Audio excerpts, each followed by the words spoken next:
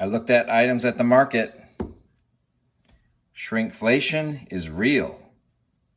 Welcome to Silver Heist. Thank you to our returning subscribers and guests. We are a channel that likes to hold physical gold and silver.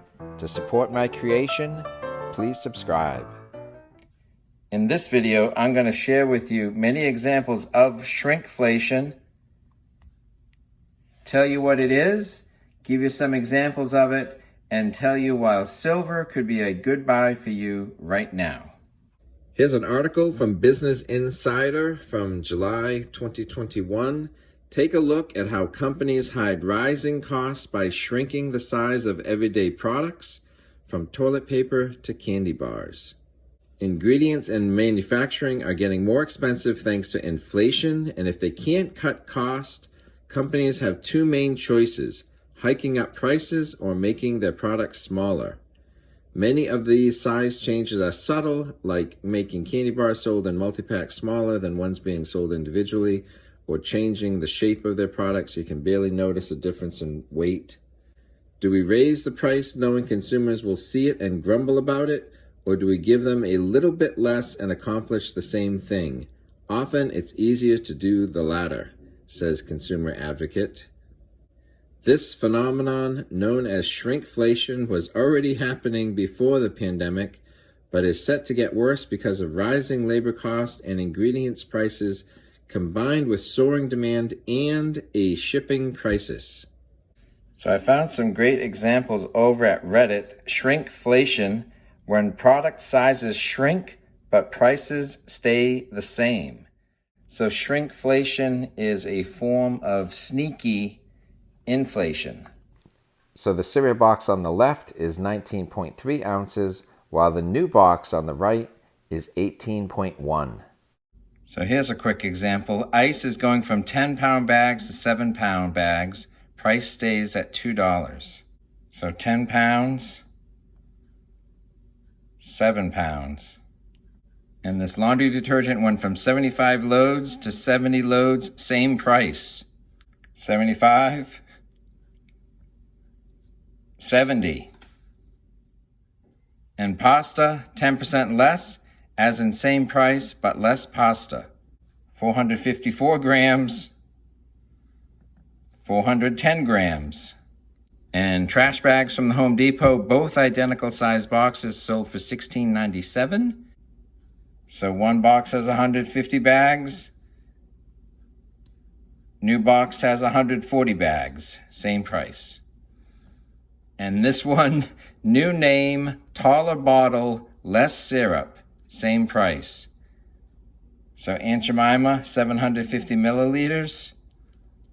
Pearl Milling Company, 710 milliliters. To show you how ridiculous this shrinkflation is getting, the size of the donut hole down through the years.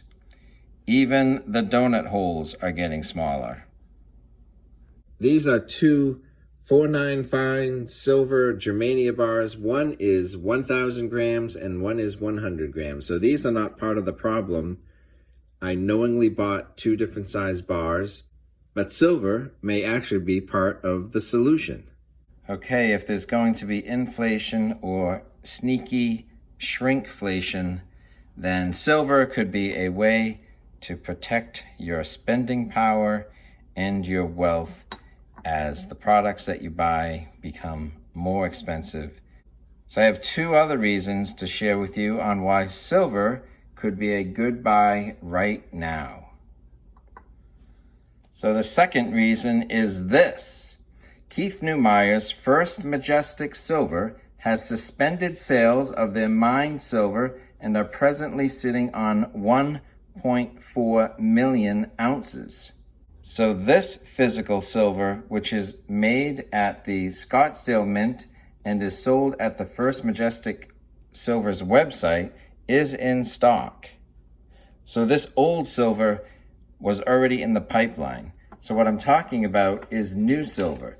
So what I'm saying is that First Majestic is still putting the cost into mining silver now. They just don't want to sell it at these low prices. Especially because I can't find any news stories anywhere outside of this tweet and this press release. I'm not saying that Keith Neumeyer is holding out for triple-digit silver in the near term. He might just be holding out for a $2 or $3 increase in the price of silver in a very short period of time. So if as a seller, he thinks the price is too low and he should just wait a few months to get a higher price, then as a buyer, that means that now is a good time to be buying. So when I heard that Keith Neumeyer is not selling his mined silver and wants to wait for the price to go up before he sells his 1.4 million ounces, I had to do something about it. So I called Keith and said, "Hey, Neumeyer, quit stealing my moves." So the third reason that now could be a good time to be buying some silver is this. Another way to see that the price of silver is low and could present a buying opportunity, the average spot price of silver this calendar year has been $25.54, and right now it currently sits at $23.89. So I don't know if silver will next hit $21 or $27 an ounce first, but I do know this. It's at a below average price for the year. I bought these kilogram bars of silver 5 months apart from each other. Some of the silver in the middle went with the first bar, and the rest of it went with the second bar. If I was okay with my purchase in April, I certainly should be okay with my purchase 5 months later. Because the purchase 5 months later was during one of the big dips. Since we're still below the average price for the year, I should be okay with buying now. I want to make the best choice I can make at any given time, the type of silver, or maybe even buying gold that month instead. But either way, silver is on sale.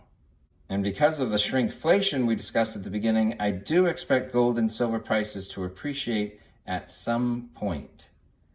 So it all depended on the price of spot of silver at the time, but more or less of these middle bars and coins went with 1 kilo bar than the other kilo bar. And that is a form of dollar cost averaging. So some of you stackers might agree with me on the power of dollar cost averaging. I just need to do something about that. So I say, hey, stackers, quit stealing my moves. I have 2 really successful videos recently, each with over 18,000 views. In one, I go into more detail about Keith Neumeyer's vaulting his mined silver and not selling it at these low prices. In the other, I show by example how many more ounces I got in silver by comparing 2 identical dollar cost purchases, but 5 months apart. So if you want to learn more about stealing my moves, please watch one of our featured videos.